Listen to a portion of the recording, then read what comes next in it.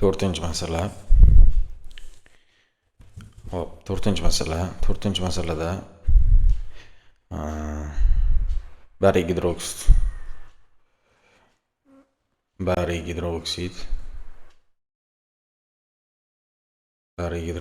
va mol miqdoridagi nitrat kislota dedi.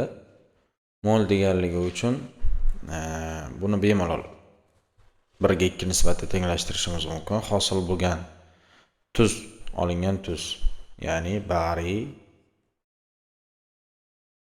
nitrat plus suv ikkita.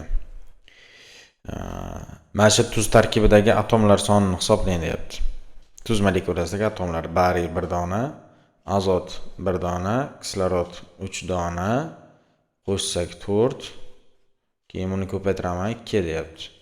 Demak, 4 ni ko'paytiramiz 2 ga, 8, qo'shamiz 1 ni, bitta dona bariyni 9. Demak, to'g'ri javob C javob 9 ta bo'lar ekan.